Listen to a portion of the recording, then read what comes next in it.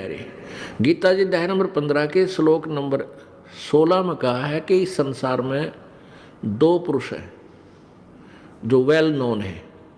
इन दोनों इस श्लोक में दो भगवान प्रसिद्ध हैं, एक क्षर पुरुष एक अक्षर पुरुष। अक्षर पुरुष एक तो अक्षर पुरुष एक अक्षर पुरुष, यह शुद्ध हिंदी है। क्षर पुरुष हम सीधा बोल दें क्षर पुरुष। क्षर माने जिसका नाश हो, क्षर माने राख, राख। क्षार, क्षार का बिगड़ा हुआ, क्षर का अर्थ क्षार बन गया। क्षार माने राख, यानी जो नाशवान हो, अक्षर ब्रह्म। अक्षर पुरुष, क्षर पुरुष, फिर अक्षर पुरुष, ये दो भगवान हैं। पर पुरुष माने प्रभु। और इनमें, इनके लोकों में जितने इनके अंतर्गत प्राणी हैं, शरीरधारी हैं, और ये सभी नाशवान हैं। जीवात्मा अमर है। जीवात्मा की मरती नहीं, कुत्ते की गधे की वो तो अलग है, लेकिन शरीर तो स्थूल शरीर है इनके, ये सब नाशवान है। ये भगवान भी नाशवान है। अक्षर पुरुष का अर्थ वैसे अविनाशी परमात्मा होता है। पुण्यात्माओं, आप मानव हो और अब ऐसा शिक्षित मानव है, इतना माइंडेड है कि कैसे कैसे इंस्ट्रूमेंट बना लिए, ये कंप्यूटर बना लिए, आसमान में इंटरनेट सेट कर लिए, पता नहीं क्यों क्यों खड़द उतार दिए। यानी इतना बुद्धिमान है। तो आज इस ज्ञान को पुनर्समझना होगा अपने, परमात्मा वाली विज्ञान को।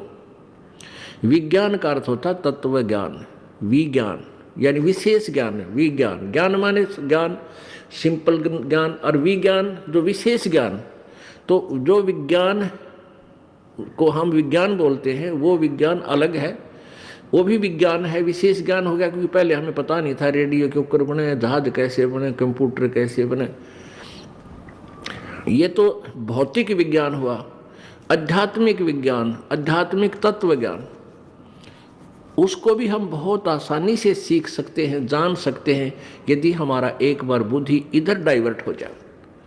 तो इसलिए हम फेल रहे, क्योंकि हमें जो मार्गदर्शक मिले वो अल्पज्ञ थे और हम उनको सर्वज्ञ मानते थे। हम उनको परम विद्वान मानते थे और वो थे कति अज्ञानी।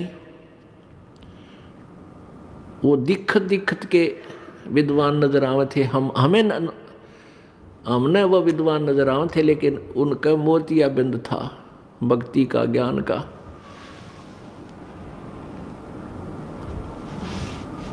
तो इस प्रकार हमने इस ज्ञान को गहराई से सोचना पड़ेगा, तब हम इस मार्ग पर चल पाएंगे।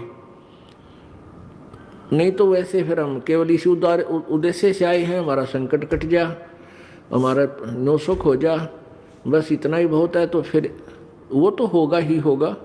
आपको बार बार यहाँ बुलाते हैं तो आपको परमात्मा एक दो सुख तो ऐसा दे देगा, आप सोच भी नहीं सकते। अपने कोटे तो देगा, क्योंकि आपके जब पुण्य समाप्त हो चुके हैं, जो दुखी आदमी आए हैं, तो फिर आपकी रुचि बनेगी, फिर आपको बार बार बुलाया जाता है, ताकि हम अपना असली उद्देश्य आपको बता सकें। हमारा ये आश्रम खोलने का, आपको यहाँ बुलाने का उद्देश्य क्या है, कि हम परमात्मा के ज्ञान से आपको परिपूर्ण कर दें।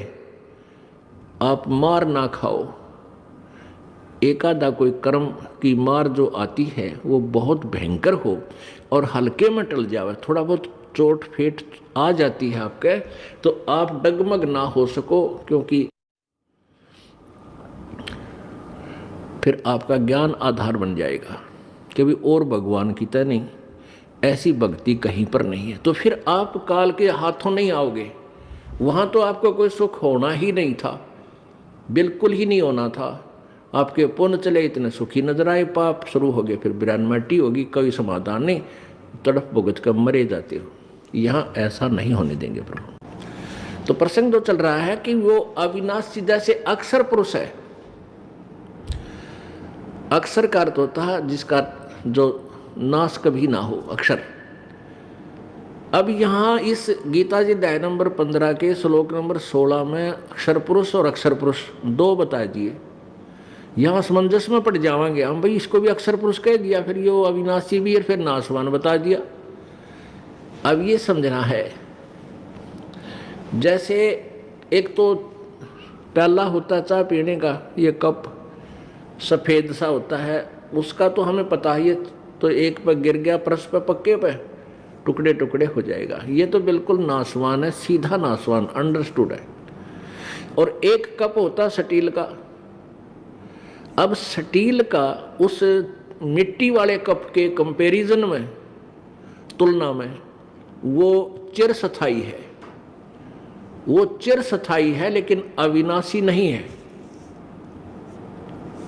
इसलिए ये इस तरह समझो कि वो जैसे स्टील के कप का नाश तो होगा लेकिन समय बहुत लग जाएगा। काफ़ी वर्षों के बाद वो टूटे, उसको जंग लगेगा स्टील को, लोहे को, और फिर धीरे धीरे वो ख़त्म हो जाएगा। लेकिन बहुत उसकी तुलना में वो अविनाशी मान लिया, लेकिन वो वास्तव में अविनाशी नहीं है। अब जैसे सोना धातु है, उसका अस्तित्व समाप्त नहीं होता, उसको ना जर लगता, ना ख़त्म होता, ना काई लगती, वो नष्ट नहीं होता। तो ऐसा समझो। अब इस गीता जी अध्याय नंबर 15 के श्लोक नंबर 16 आपने सुन लिया। 17 में फिर बताया है कि उत्तम पुरुष तु अन्य परमात्मा इति उदाहरते। वास्तव में उत्तम माने श्रेष्ठ और पुरुष माने परमात्मा। वो तो अन्य है, अन्य ही है। कौन किन से अन्य है? जो 16वें श्लोक में जिनके विषय में बताया है। कौन कौन से? अक्षर पुरुष और अक्षर पुरुष। तो इन दोनों से कोई और है, परमात्मा इति उदाहरते, जिनको परमात्मा कहा जाता है, वो परमात्मा कहलाता है। अब फिर यहाँ समस्या आ जाएगी, भाई ये परमात्मा को, ब्रह्म को भी भगवान कहें, परमात्मा कहते हैं, और अक्षर पुरुष तो फिर आप पे भगवान हो गया। और फिर इसमें बता दिया कि यो जो इनसे अलग जो तीसरा है, वो वास्तव में परमात्मा है। अब परमात्मा की परिभाषा ही बताएंगे आपको। हमें अभी तक परमात्मा की परिभाषा का भी ज्ञान नहीं है। तो गीता जी अध्याय नंबर 15 के श्लोक 17 में कहा कि उत्तम पुरुष तु अन्य परमात्मा इति उदाहरत है। और ये लोकतर्यम आविश्य विभर्ति अवैश्वर, वही तीनों लोकों में प्रवेश करके वो तीसरे नंबर का श्रेष्ठ परमात्मा, पुरुषोत्तम, उत्तम पुरुष कहो चाहे पुरुषोत्तम कहो, पुरुष उत्तम श्रेष्ठ प्रभु, वही तीनों लोकों में प्रवेश करके और सबका धारण पोषण करता है। और वो अवय ईश्वर है, वो है अविनाशी परमात्मा, वो है अविनाशी ईश्वर प्रभु, प्रभुओं का भी प्रभु, देवनपति देव। ईश्वर का अर्थ ये भी होता है देवनपति देव। लेकिन हाँ, ये ईश्वर फिर बीच में एक और अड़ गया, अक्षर पुरुष, ये परब्रह्म, इसलिए इनको डिफाइन करने के लिए परमेश्वर कहना पड़ा। अब तीन परमात्मा हो गए। एक क्षर पुरुष, ये ब्रह्म है, इसको अक्षर ब्रह्म भी बोलते हैं। अब दोनों पैरेलल सुनना, बुद्धिमान बच्चे हो, शिक्षित बालक हो, कोई बालक ऐसे नहीं है, आज से 100 साल पहले की जनता नहीं है, बहुत बुद्धिमान हो। आजकल के छोटे छोटे बालक इतनी मोटी मोटी जो है ना इंग्लिश की पुस्तकों को लागे पढ़ने, अच्छे सब्जेक्ट, बहुत अच्छा इंटेलिजेंट मानव हो गया। तो उस इंटेलिजेंसी का ईब लाभ मिलेगा नहीं, पेट के लिए तो चाहे कितना इंटेलिजेंट बन ले, चाहे कुछ भी कर ले, यही समाप्त हो जाएगी। वो इंटेलिजेंसी आगे काम ना दे, केवल रोजगार और पेट ही तक सीमित है वो। और अब ये इंटेलिजेंसी हमारे काम आएगी मोक्ष के लिए, और ऐसी परम वस्तु इससे हमें मिलेगी जिसकी खोज करते करते ऋषि लोग अपने शरीरों को गला गए, तप करके समाप्त कर गए। उनकी साधना ठीक नहीं थी, उनको ये मार्ग ना मिला। तो कहने का भाव यह है कि अब जैसे तीन परमात्मा हो गए, एक क्षर पुरुष, एक अक्षर पुरुष, और यो परम अक्षर पुरुष, एक क्षर पुरुष, अक्षर पुरुष और परम अक्षर पुरुष, क्षर ब्रह्म, क्षर ब्रह्म कहो, क्षर ब्रह्म और अक्षर ब्रह्म और परम अक्षर ब्रह्म। गीता जी अध्याय नंबर 8 के श्लोक नंबर तीन को डिफाइन करने के लिए परम अक्षर ब्रह्म क्यों कहा, इसलिए ये सारा विस्तार से विश्लेषण आपके सामने खोलना पड़ा। और पुण्यात्मा, आप कोई पहली क्लास का बच्चा है, कक्षा का, यानी आज जो नाम लेने आया है, या 1 महीने 2 महीने 6 महीने हुए हैं, ये तो प्रथम कक्षा के बच्चे हैं। और जिनको द्वितीय मंत्र मिल गया वो समझ लो मिडिल पास कर गए, मैट्रिक। और जिनको तीसरा मिल गया वो तो कंप्लीट, यानी उन्होंने अपनी शिक्षा लगभग पूरी कर ली, लेकिन ज्ञान फिर भी साथ रहेगा। तो ये ज्ञान हम सभी को आराम से समझना चाहिए, और इस ज्ञान को जब तक आधार हम नहीं बना पाएंगे, हम कभी भी विचलित हो सकते हैं। क्योंकि तीसरा नाम प्राप्त भी कुछ ऐसे प्राणी भक्त हैं जो ज्ञान से आंशिक परिचित हैं, इसलिए उनका आता रहना बहुत ज़रूरी है। रह रह कर ये ज्ञान नई उमंग देगा, आपको नया रास्ता देगा, और आपको एक प्रकार की ऐसा जो हलचल मचेगी कि सचमुच ये ज्ञान तो मैंने कभी सुना ही नहीं था। जबकि आप मान चुके होंगे कि हमने तो बहुत कुछ सुन लिया है, तकरीबन हम समझ चुके हैं। तो इसलिए रह रह कर इस परमेश्वर के ज्ञान को सुनते रहना चाहिए। और दूसरा कारण ये है कि जैसे हमने कपड़ा पहना है, नया कपड़ा पहना, मैला हो गया सारे दिन में, फिर शाम को अगले दिन धो लिया तो उज्जवल बना रहेगा। तो सत्संग रूपी सरोवर में और इस प्रवचन रूपी साबुन से इसको अवश्य साफ करवाते रहना चाहिए। ये धोबी घाट है आपके अंतःकरण को साफ करने का। तो यहाँ आते रहिएगा, इससे भी बहुत लाभ होगा आपको। तो उनके लिए एक नया चांदना होगा, जो पहली बार आए हैं उनको ज्ञान समझ में आएगा धीरे धीरे। तो ये बार बार आपको इसका आवर्ती कराई जा रही है, बार बार आपको रिपीट कराया जा रहा है। आपके कुछ दिनों में आपके उंगलियां पा जाएगा ये तत्व ज्ञान। और फिर कोई और भी आपसे प्रश्न करेगा, आप आसानी से उनको समझा सकोगे, अपने बहन भाइयों को जो भ्रमित हैं, काल के जाल में फंसे हुए हैं। इसलिए आपको बार बार ये ज्ञान सुनाया जाता है, याद कराया जाता है। अब प्रश्न चल रहा है कि 3 परमात्मा है, एक क्षर पुरुष, इसको क्षर ब्रह्म भी कहें, अक्षर ब्रह्म। इसलिए परम अक्षर ब्रह्म कहना पड़ा गीता ज्ञान दाता ने, क्योंकि वो खुद क्षर ब्रह्म है। और परब्रह्म जो नेक्स्ट प्रभु है वो परब्रह्म है, वो अक्षर पुरुष कहलाता है, उसको अक्षर ब्रह्म भी बोलते हैं। लेकिन उसकी आयु इतनी लंबी है कि उसको वो चिर स्थायी है लेकिन अविनाशी नहीं है, इसलिए अक्षर पुरुष उसको भी कह दिया। अब फिर आगे बताया कि उत्तम पुरुष है तो अन्य, 15वें अध्याय के 17वें श्लोक में उसको डिफाइन किया है कि वास्तव में अविनाशी, क्योंकि अक्षर पुरुष का अर्थ अविनाशी हो गया अक्षर ब्रह्म। तो इसलिए डिफाइन करना पड़ा कि वो अक्षर पुरुष तो कोई और ही है, वो उत्तम पुरुष श्रेष्ठ परमात्मा कोई और है, जिसको परमात्मा कहते हैं। और वही तीनों लोकों में प्रवेश करके यानी सबका धारण पोषण करता है। अर्थात संसार रूपी वृक्ष की मूल भी वही है, वो जड़ भी वही है। जड़ से तना से खुराक आता है, तना जड़ से तना को खुराक आया, आहार मिला, और तना से मोटी डार को, डार से फिर टहनियों शाखाओं को, और फिर पत्तों तक आहार जड़ से ही चलता है। परमेश्वर ने आकर बताया था, खुद भगवान ने एक तत्वदर्शी संत की भूमिका की, कबीर भगवान ने।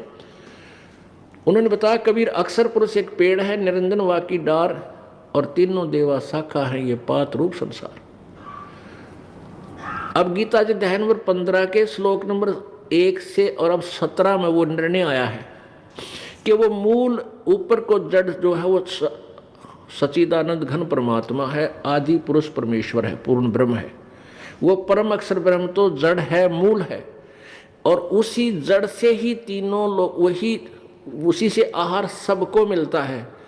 अक्षर पुरुष को यानी इस परब्रह्म को, और क्षर पुरुष यानी इस ज्योति निरंजन डार को, और तीनों गुण रजगुण ब्रह्मा सदगुण विष्णु तम गुण शिव जी रूपी शाखाओं को, और पात रूप संसार को। अब इसमें स्पष्ट कर दिया है कि ऊपर तो जड़ है वो पूर्ण परमात्मा, उसी से सब साधना करके अपने अपने जो है ना पुण्य को ग्रहण कर रहे हैं। परमात्मा कबीर जी ने गोरखनाथ जी से कहा था कि तेरा ज्योत स्वरूपी अलख निरंजन वो भी धरता ध्यान हमारा, वो भी हमारा ही ध्यान, हमारी ही पूजा करता है। और ताकि उससे फिर हम उसको उस भक्ति सत्र की जैसी वो साधना करता है उस सत्र का लाभ उसको देते हैं, वो फिर अपने 21 ब्रह्मांडों को चला रहा है। तो वो तीनों लोकों में प्रवेश करके कबीर भगवान पूर्ण ब्रह्म परम अक्षर ब्रह्म, वो तीनों लोकों में प्रवेश करके सबका धारण पोषण करता है। वो अविनाशी परमात्मा है। अब ये अविनाशी और ये जो अक्षर पुरुष, इसको अविनाशी क्यों कहा, अब इसके बारे में जानकारी प्राप्त करें।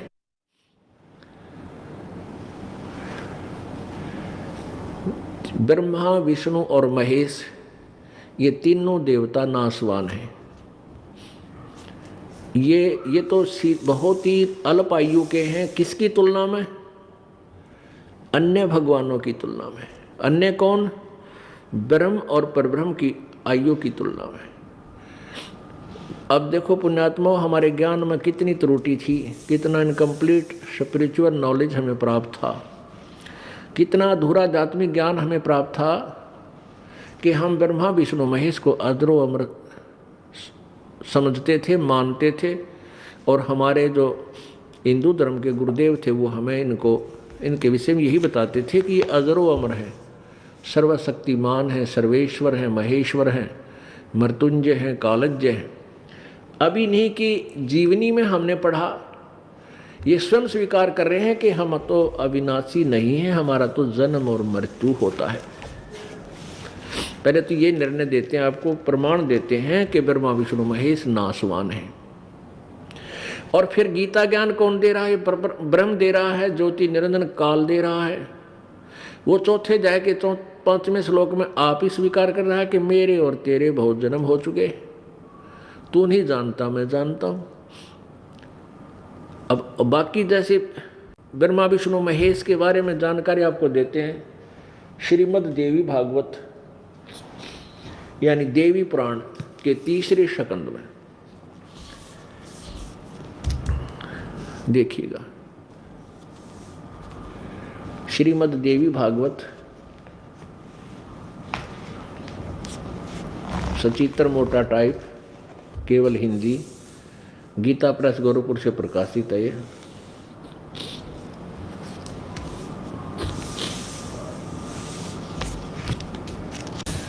संक्षिप्त श्रीमद् देवी भागवत, संपादक हनुमान प्रसाद पोदार, चिमनलाल गोस्वामी। ये कहाँ से मुद्रित है और प्रकाशित है? प्रकाशक एवं मुद्रक गीता प्रेस गोरखपुर, गोविंद भवन कार्यालय कोलकाता का संस्थान है। ये इनके फ़ोन नंबर है। इसके 123 पृष्ठ पे ये देखिएगा, 123 पृष्ठ पे 3रा स्कंद,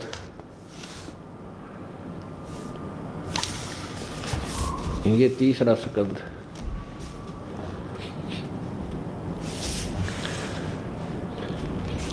अब भगवान विष्णु जी दुर्गा की स्तुति कर रहे हैं अपनी माँ की। तुम शुद्ध स्वरूपा हो, यह सारा संसार तुम्ही से उद्भासित हो रहा है। मैं अर्थात विष्णु, मैं ब्रह्मा और शंकर, हम सभी तुम्हारी कृपा से विद्यमान हैं।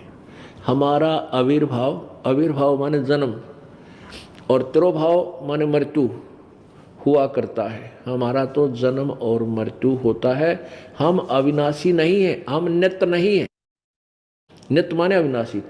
केवल तुम ही नित्य हो, जगत जननी हो, प्रकृति और सनातनी देवी हो। अब भगवान शंकर बोले, देवी यदि महाभाग विष्णु तुम्ही से प्रकट हुए हैं तो उनके बाद यानी विष्णु के बाद उत्पन्न होने वाले ब्रह्मा भी तुम्हारे बालक हुए, और फिर मैं तमोगुणी लीला करने वाला शंकर क्या तुम्हारी संतान नहीं हुआ? अर्थात मुझे भी जन्म देने वाली, उत्पन्न करने वाली तुम ही हो। शिवे, संपूर्ण संसार की सृष्टि करने में तुम बड़ी चतुर हो।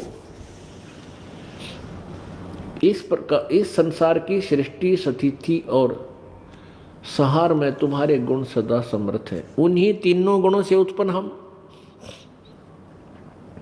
ब्रह्मा विष्णु एवं शंकर नियमानुसार कार्य में तत्पर रहते हैं।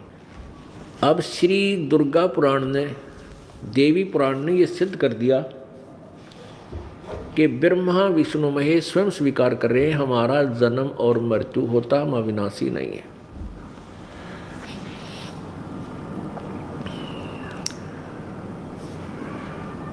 और दूसरा ये सिद्ध कर दिया कि दुर्गा इनकी माता है और ये तीनों ब्रह्मा विष्णु महेश इसके पुत्र हैं। और चौथा कंसेप्ट ये क्लियर हो गया कि रजगुण ब्रह्मा है, सतगुण विष्णु, तमगुण शिव जी, कि इन तीनों गुणों से उत्पन्न हम, ये तीनों गुणों से उत्पन्न है और तीनों गुणों युक्त है, एक एक गुण प्रत्येक में विद्यमान है। तो इसलिए रजगुण ब्रह्मा है, सतगुण विष्णु, तमगुण शिव जी है। तो इससे सिद्ध हो गया ब्रह्मा विष्णु महेश नाशवान है। इनकी आयु का क्या कैसे गणना होती है? जैसे ब्रह्मा जी की आयु बताते हैं 100 वर्ष है। इनके वर्ष कैसे बनते हैं? जैसे 1008 चतुर्युग का ब्रह्मा जी का एक दिन होता है और इतनी ही रात्रि। इसको लमसम में 1000 चतुर्युग की रात्रि और इतना ही दिन लेते हैं। तो 2000 चतुर्युग की दिन और रात होगी और 30 दिन रात का एक महीना होता है, 12 महीने का एक वर्ष और 100 वर्ष की आयु ब्रह्मा जी की। ब्रह्मा जी के 50 वर्ष पूरे हो चुके हैं। इस तरह के 51वां वर्ष चल रहा है, उत्तरार्ध चल रहा है इनका। पूर्व आर्ध खत्म हो चुका है, यानी पहले का आधा खत्म हो गया है, पीछे का आधा अब स्टार्ट हुआ है। अब जब 7 ब्रह्मा की मृत्यु हो जाएगी, 1 विष्णु की मृत्यु होगी और 7 विष्णु जी की मृत्यु हो जाएगी, तब 1 शिव जी की मृत्यु होगी। रजगुण सतगुण तमगुण जैसे ये ब्रह्म के पुत्र हैं। तो जब 70,000 त्रिलोकीय शिव मर लेंगे, इस तरह जो 70,000 बार यो शिव मर जाएगा, यो शंकर महेश मर लेगा, उसके बाद ब्रह्मलोक में जो यो काल रहता है, ये वहाँ 3 रूप धारण करके रहता है। इसी प्रकार एक रूप में ये विष्णु रूप धारण कर लेता है और फिर ब्रह्मा रूप धारण करता है, फिर विष्णु रूप धारण करता है, फिर ये शिव रूप धारण भी वही किए हुए। तो इस प्रकार जो शिव रूप में ये वहाँ ब्रह्मलोक में है,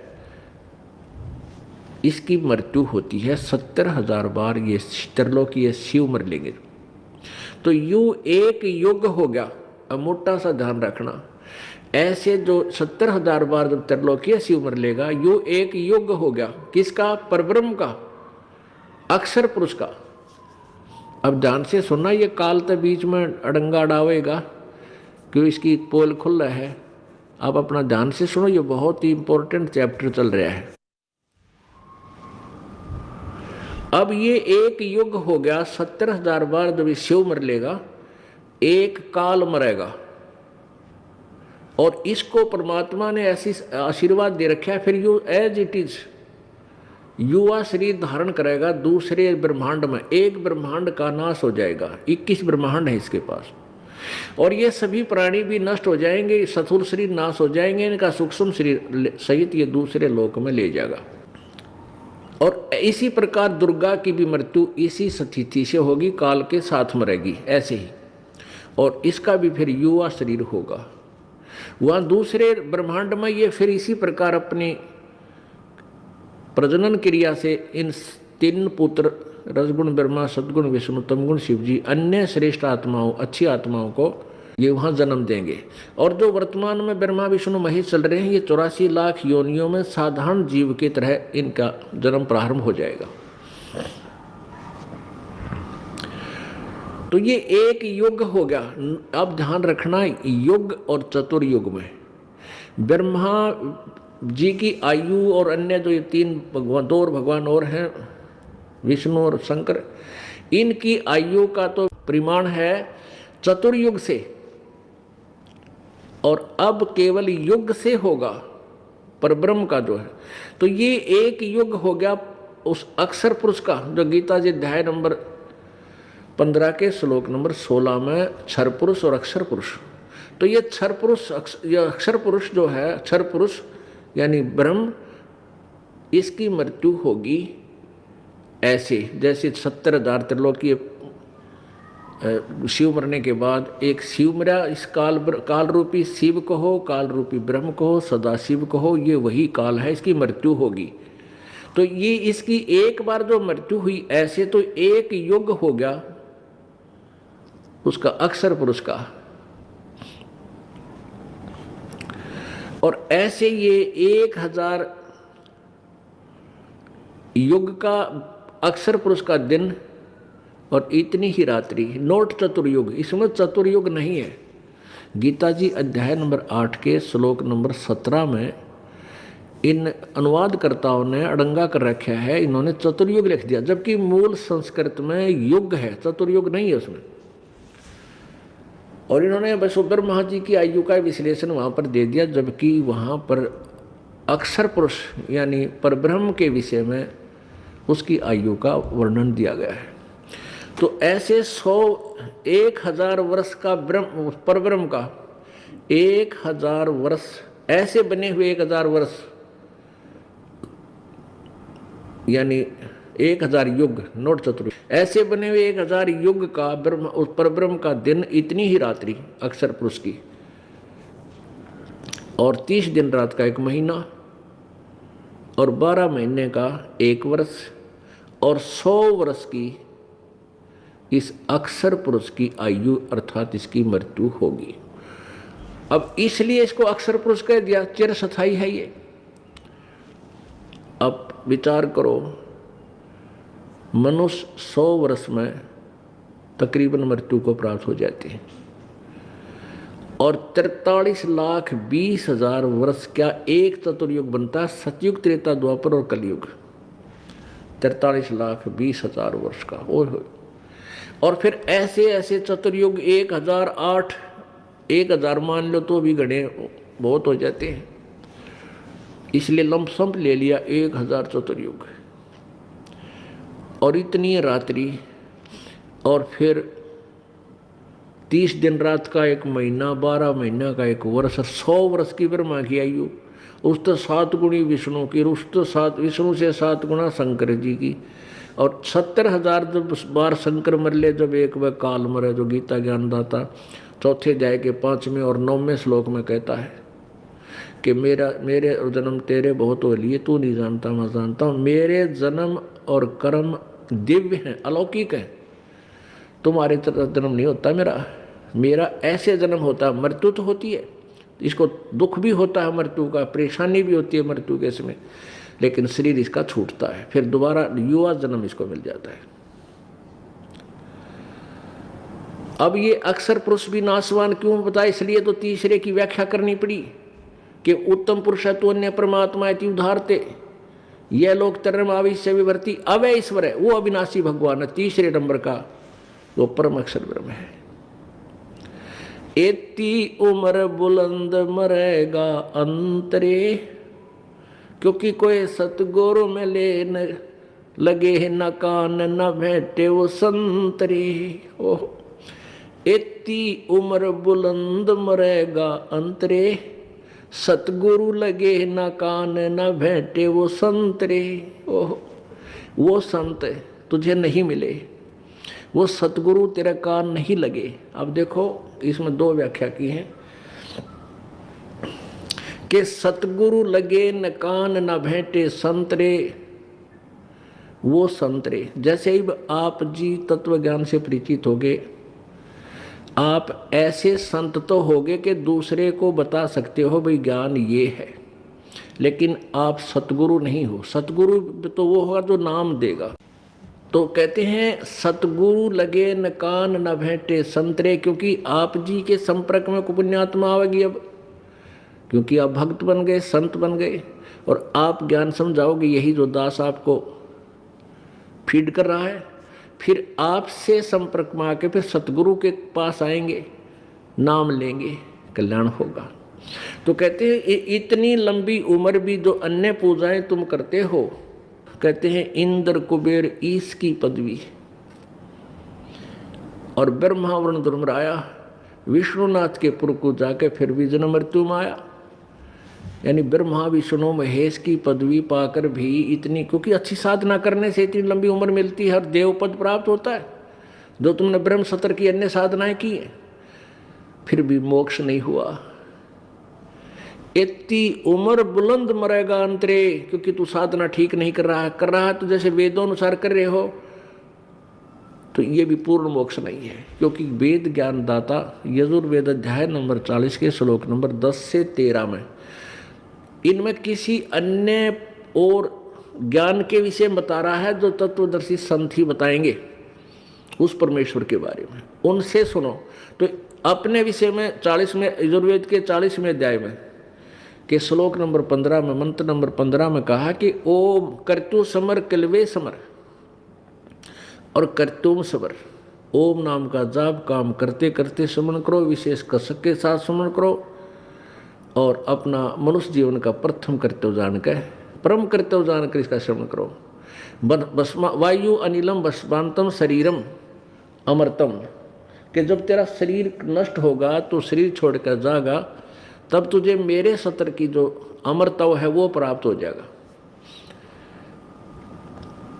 अब ब्रह्म साधना से ब्रह्मलोक प्राप्त होता है। ब्रह्मलोक प्राप्त प्राणी 36,000 बार उत्पत्ति प्रलय तक ब्रह्म लोक में रह जाते हैं। यानी ब्रह्मा की एक आयु तक वो ब्रह्म लोक में रह जाते हैं, लेकिन फिर अपने पुण्य समाप्त करके फिर ऐसे ही पशु योनियों से उसका जीवन प्रारंभ हो जाता है।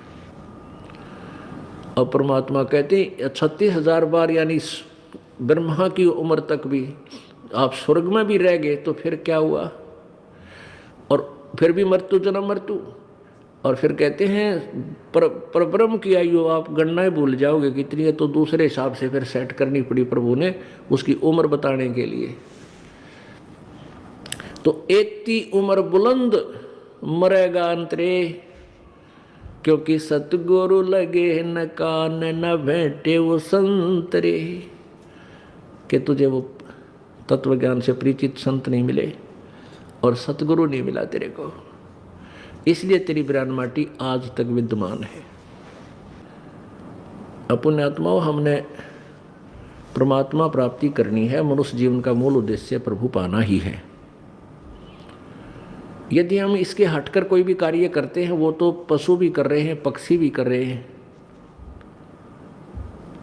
सभी अपने बच्चे उत्पन्न करते हैं, उनमें मोह ममता, उनके बारे में चिंतित, फिर मृत्यु, सभी ऐसे ही चल रहे हैं।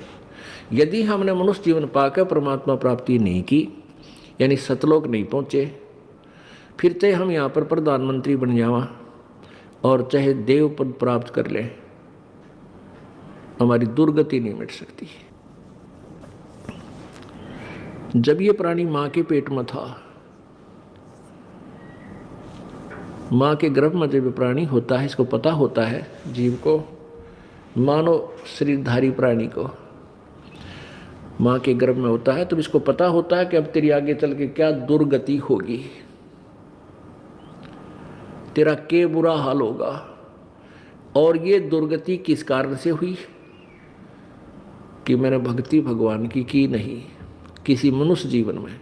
तो अब वो बार बार कहता है परमात्मा मैं आपकी भक्ति करूँगा, एक बार इस नरक से मुझे बाहर कर दे भगवान, मैं तुझे कभी नहीं भूलूंगा। अब मुझे सब पता चल गया मैं ऐसे क्यों दुखी हुआ। और फिर जब ये बच्चा बाहर आ जाता है, बाहर आते ही ये 3 इंजेक्शन लगा दिए जाते हैं काल द्वारा। रजगुण ब्रह्मा, सतगुण विष्णु, तमगुण शिव जी, इन तीनों अपने पुत्रों को एक एक गुण से युक्त कर रखा है और इनके अंदर से निकल रहा प्रभाव ऑटोमेटिकली प्रत्येक प्राणी पर प्रभावित कर रहा है, सब पे इफेक्टिव है। अब जैसे ब्रह्मा विष्णु महेश कहीं भी रहें, उनसे निकल रहा गुण प्रत्येक प्राणी को जो है ना प्रभावित कर रहा है। अब जैसे ब्रह्मा विष्णु महेश अपने लोकों में रहते हैं, इनके अलग अलग राजधानियाँ हैं। ब्रह्मालोक अलग है, विष्णु जी का लोक अलग है, शिव जी का लोक अलग है। स्थान, लोक माने स्थान, देश। अब जैसे एक मकान में रसोई होती है, किचन, भोजनालय, और उसमें मिर्चों का छोंक लगता है, मिर्च डाल दी छोंक में, तो वो वहाँ से उसका जो प्रभाव है छोंक का, उस मिर्चों का प्रभाव ने जाकर उस मकान के अन्य कक्षों में बैठे हुए व्यक्तियों को भी प्रभावित किया, उनको छींकें आने लगी। जबकि मूल वस्तु रसोई में है, उससे निकला हुआ गुण कहाँ पहुँच गया, वहाँ जाकर प्रभावित किया। ऐसे ही ब्रह्मा विष्णु महेश अपने मूल स्थान, अपने राजधानियों में रहते हैं, और उनसे निकल रहे ये गुण आप जी को, तीनों लोकों के प्राणियों को, जैसे पाताल लोक, पृथ्वी लोक और स्वर्ग लोक के प्राणियों को प्रभावित कर रहा है, कर रहे हैं। तो जो ही ये बालक माँ के पेट से बाहर आता है, इसको इन तीनों गुणों के ऑटोमेटिक इंजेक्शन लग जाते हैं, ये अचेत हो जाता है, इसको कुछ याद नहीं रहता। फिर इसको नए सिरे से यहाँ का ज्ञान कराया जाता है। ये तेरा बाप पिता है, ये तेरी माँ है, ये तेरा भाई, ये बहन, ये चाचा ताऊ चाची मामा फूफी, ये सब उसको नए सिरे से फिर क ख ग ग ABC, ये नए सिरे से इसमें फीड की जाती है। और फिर ये कहता है, जब ये शरीर छोड़कर जाता है तो परमात्मा के दरबार में जब इससे अकाउंट लिया जाता है, तो ये क्या कहता है, भगवान मेरे को पता नहीं लगा, मुझे ज्ञान नहीं हुआ कि मुझे क्या करना चाहिए था, भक्ति करनी चाहिए थी या नहीं थी। तो परमात्मा उलाहने में नहीं रहते, परमात्मा ये भी कसर नहीं छोड़ते। प्रत्येक गांव में, प्रत्येक नगर में, पूरी पृथ्वी पर कोई भी प्राणी ऐसा नहीं जो इस बात से अपरिचित हो भगवान की भक्ति करनी चाहिए, परमात्मा ने याद करो। यानी किसी ना किसी के मुख से उसने अवश्य कहा है भगवान की भक्ति करनी चाहिए, परमात्मा ने याद करवाई। कोई गलती करता है, पाप कर रहा है, भाई भगवान से डर, मालिक ने याद करे। यानी इस तरह की प्रेरणा प्रत्येक प्राणी तक मालिक ने पहुंचा रखी होती है। फिर दूसरा ये होता है, जैसे आप जी गए हुए हो, आप प्रत्येक भाई को, बहन को, मित्र को, सहेली को, कोई रिलेटिव है, संबंधी, उनसे अवश्य ये चर्चा करते हो कि भगवान की भक्ति करो, और भक्ति का मार्ग ये है, वो भक्ति का साधना ठीक नहीं है। तो भले ही वो नहीं मान रहे हैं तो उनका दुर्भाग्य है। जब वो सच्चे दरबार में जाकर खड़े होंगे, उनका कोई पुण्य उनके साथ होगा नहीं, क्योंकि भक्ति शास्त्र विरुद्ध है। गीता जी अध्याय नंबर 16 के श्लोक नंबर 23 में कहा कि अर्जुन, शास्त्र विधि को त्याग कर जो मनमाना आचरण करते हैं, मनमाने आचरण का अर्थ है जो अपनी मर्जी से लोक वेद के आधार पर, सुनी सुनाई कथाओं के आधार पर, ज्ञान के आधार से पूजाएं करते हैं, वो मनमाना आचरण कहलाता है, जो वेदों और गीता में वर्णित नहीं है। जो शास्त्र विधि को त्याग कर मनमाना आचरण करते हैं, उनकी ना तो कोई सिद्धि होती है, ना उनकी गति होती है, ना कोई सुख होता है, यूजलेस। तो जो साधना आप कर रहे थे, वो तो उनके पास साथ भक्ति धन हुआ नहीं, और पापों की गठड़ी बंध गई पूरी। पाप बहुत इकट्ठे कर लिए, क्योंकि पाप तो दिन में बिना गिनती के होते हैं, और पुण्य करने के लिए विशेष व्यवस्था करनी पड़ती है, गुरु बनाना पड़े। फिर जैसे गुरु जी बताओ वैसे साधना, पूर्ण गुरु, नकली गुरुओं से पूजा नहीं, ना उनकी कोई द्वारा बताई गई साधना से लाभ होने वाला। तो ऐसे पूरा गुरु मिले, फिर आप सच्ची लगन से, सच्चे तरीके से लगे, तब पुण्य बने। तो पुण्य तक कोई उनका बना नहीं, पाप की गठड़ी बंद गई। फिर वहां जा खड़ा हुआ धर्मराज के दरबार में। अब वहां ये एक बहाना बनाता है कि भगवान मुझे किसी ने बताया कोई नहीं, भक्ति कर ले। तब इसका फिल्म चलाता है परमात्मा, ये सब आप जो भी बातें जिसके साथ कर रहे हो, वैसे कोई गुप्त गलती कर रहा है तो वो भी फिल्म बनकर भगवान के दरबार में पहुंच जाती है, और एक आपके अंतःकरण में, आपके कंप्यूटर में ऑटोमेटिकली फीड हो जाती है। तो जब ये वहाँ खड़ा होकर ये झूठ बोलता है, बहाना बनाता है, तो परमात्मा इसके कंप्यूटर से जो वहाँ भगवान के दरबार में इसके नंबर का है ऑन कर देता है कि ले देख, ये भक्त तुझे क्या कह रहा है, ये बहन तुझे क्या कह रही है कि भक्ति कर ले, तू क्या कह रहा है, फिर देखेंगे किसने देखा है। ईब के भक्ति करने का टाइम से बुढ़ा होकर भक्ति करूँगा, और भक्ति तने करी नहीं, बकवाद करता रहा। फिर ये कैसे कह रहा है कि मेरे को किसी ने बताया नहीं, फिर ये यूं कर ले है नीची गर्दन। भगवान गलती बन गई बन गदा। अब गलती की सजा दूं मैं, मेरे पास और कोई विकल्प नहीं, जिसी तू करेगा वैसा फल दे दूंगा। तेरा पुण्य होता तो स्वर्ग भेज दूं, हो देवता बना दूं, पुण्य नहीं है तो बन गदा। फिर ये कहता माफ करो भगवान, माफ करो परमात्मा। फिर धर्मराज कहता जब तुझे मनुष्य शरीर कभी प्राप्त हो तब तू भक्ति करना भाई, अब कुछ नहीं बना, जाइए। तो जब ये माँ के गर्भ में वहाँ से जब ये मानव शरीर प्राप्त करके चलता है, वहाँ के जो देव पुरुष हैं वो भी कहते हैं इस आत्मा को कि भाई तेरा दाव लग गया, और ये मनुष्य शरीर बार बार नहीं मिलता, पूरे संत की तलाश करिए। देवता भी पछता रहे हैं कि हमने तो गलती कर दी, हमें भी संत पूरा नहीं मिला, हमारी भी जन्म मृत्यु होगी, और कभी मनुष्य शरीर मिलेगा तो पूरे संत ने ढूंढांगे भाई। इन अधूरे संतों के आधार पर हमने भक्ति कर ली, हम पार नहीं हो पाए, हम फिर जन्म मृत्यु में। तो आने वाले मानव शरीर प्राप्त करने वाले को प्रत्येक ने एक सलाह देते हैं कि तेरा दाव लग गया भाई, भक्ति करिए, बकवाद मत करना। तो वहाँ तो ये बिल्कुल पक्का होका हुआ है, माँ के गर्भ तक इसको याद रहता है। बाहर आते ही फिर ये 3 गुणों के प्रभाव से ये फूल जाता है। पुण्यात्माओं, परमात्मा फिर दयालु हैं, पता है कि काल ने जुल्म कर रखा है, ये इन प्राणियों को मिसगाइडेड रखता है, इनको भ्रमित रखता है, झूठे संत भेज करके अपनी महिमा अपने तक महिमा करवा लेता है, या फिर झूठे ज्ञान के आधार पर सतपुरुष की महिमा, जैसे दूसरे नकली पंथ है सतलोक और सतपुरुष के बारे में कहते हैं सतलोक चलो, वहाँ कहते हैं सतपुरुष तो है ही नहीं, वो तो प्रकाश ही प्रकाश है, चेतन ही चेतन है। वहाँ तो सतपुरुष में जाकर ऐसे लीन हो जाएगी आत्मा जैसे समुद्र में बूंद हो जाती है। अब किसी का थोड़ी बहुत लगन बने कि भगवान प्राप्त करूं तो उल्टा हट जाए भाई, वहाँ तो भगवान में मिल जाना है, जाके फिर करेंगे कि वहाँ हम चाहें परमात्मा प्राप्ति, उसके दर्शन करें, उसके सेवा करें। जैसे परमात्मा ने कबीर जी की वाणी में है, परमेश्वर कबीर जी की वाणी में, करने नो दीदार महल में प्यारा है,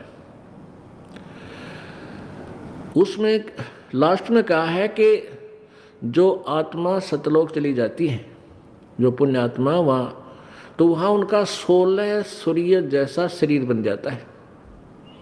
16 सूर्य जैसा शरीर का तेज, इतना नूरी शरीर होता है, इतना सुंदर शरीर, चमकीला शरीर है उनका, लेकिन 16 सूर्य जैसा चमकीला बन जाता है। और फिर वो सत्य पुरुष यानी उस अविनाशी भगवान के ऊपर चंवर करते हैं, सेवा करते हैं अपने भगवान की। अरे इन अनाड़ियों ने परमेश्वर कबीर जी के इस शब्द का अनुवाद भी ना करना आया, उसको भी अपने हिसाब से फिर भी ठीक से नहीं समझ सके, अपने हिसाब से फिर भी थ्योरी व रोंग जो थ्योरी है उसी को आधार बनाकर अपने शिष्यों को अनुवाद करके दे रहे हैं कि परमात्मा निराकार है, वहाँ तो चेतन ही चेतन है, और वहाँ तो आत्मा ऐसे मिल जाती है जैसे बूंद समुद्र में। अरे बूंद समुद्र में मिल जाओ तो डूब कर मरने वाली बात होगी, कौन मरे डूब कर समुद्र में।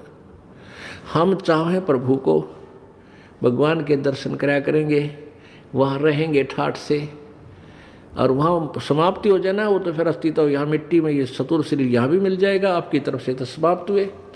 तो कहने का भाव ये है कि ये जो सतलोक की महिमा गाते हैं, ये काल के दूत, इनको सतलोक की महिमा का ज्ञान नहीं, ना उनके पास वो मंत्र, कोई 5 नाम देता है, कोई 3 नाम देता है। वो 3 नाम कौन से हैं? अकाल मूर्त, सतपुरुष, सबल स्वरूपी राम। लेकिन ये पंथ निकला उसी पंथ से है, राधा स्वामी पंथ से ही। वो 5 नाम देते हैं राधा स्वामी वाले, ओंकार, रंकार, ज्योति निरंजन सतनाम सोहम और सतनाम और तरह के जो सतनाम कोई जाप ही नहीं है।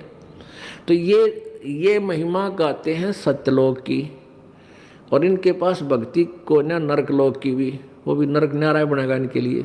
क्योंकि जो साधना वेदों और गीता जी तथा उस 5वें वेद में कबीर जी की वाणी में, सतपुरुष की वाणी में लिखी है, वो जिसके पास नहीं है वो साधना व्यर्थ है उनकी। तो जब तक हमें सत साधना नहीं मिलती, हम शास्त्र विधि को त्याग कर मनमाना आचरण जो कर रहे हैं, तो वो व्यर्थ है उनकी साधना। अब जैसे प्रसंग चला था कि कोई भी संत या साधु है, भक्त है, पंथ है, उसने जो ज्ञान अपने शिष्यों को बताया उसका आधार क्या है। अब हमने तो आधार बताया है कि हमारा आधार है चारों वेद, गीता जी, और 5वां वेद सूक्ष्म वेद जो परम पिता परमात्मा कबीर जी द्वारा बताया हुआ, ये हमारा आधार है। और गीता जी जैसे अध्याय नंबर 8 के श्लोक नंबर 1 में परम अक्षर ब्रह्म के बारे में बताया कि कोई परम अक्षर ब्रह्म है। 18वें अध्याय के 62वें श्लोक में कहा कि तू सर्वभाव से उसी की शरण में जा जो गीता ज्ञानदाता से अन्य है। उसकी कृपा से तू परम शांति यानी शाश्वत स्थान को, सतलोक को, सनातन परम धाम को प्राप्त होगा। तेरी फिर जन्म मृत्यु कभी नहीं होगी।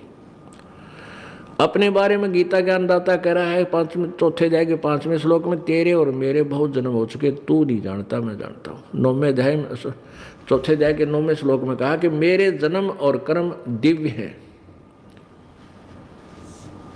इससे सिद्ध है कि गीता ज्ञानदाता भी अविनाशी नहीं है। और वो अपना मंत्र बता रहा है ब्रह्म के, मेरा 8वें अध्याय के 13वें श्लोक में, कि मेरा ओम एक अक्षर मंत्र है। 8वें अध्याय के 5, 6 और 7, 8, 9, 10 इन 6 श्लोकों में ये स्पष्ट हो गया 2 भगवानों की भक्ति न्यारी न्यारी। गीता ज्ञानदाता 8वें अध्याय के 5वें श्लोक में कहता है कि जो तू मेरी भक्ति कर और मुझे ही प्राप्त होगा। 8वें अध्याय के 6ठे श्लोक में कहा कि ये नियम है अर्जुन, अंत समय में जो जिस भी भाव में भावित रहता है, जो ब्रह्म की साधना है, मेरी साधना करता है, मेरे भाव में मेरे ही गुणों से परिचित है, मेरे में आसक्त है, तो मुझे प्राप्त होगा। और जो किसी अन्य देव या किसी भी देवता में या पूर्ण परमात्मा में भावित है तो उसके पास चला जाएगा, उसी को प्राप्त होता है। यानी ये नियम है, अंतिम श्वास तक जिसमें जो आस्था रखता है उसी को प्राप्त होता है।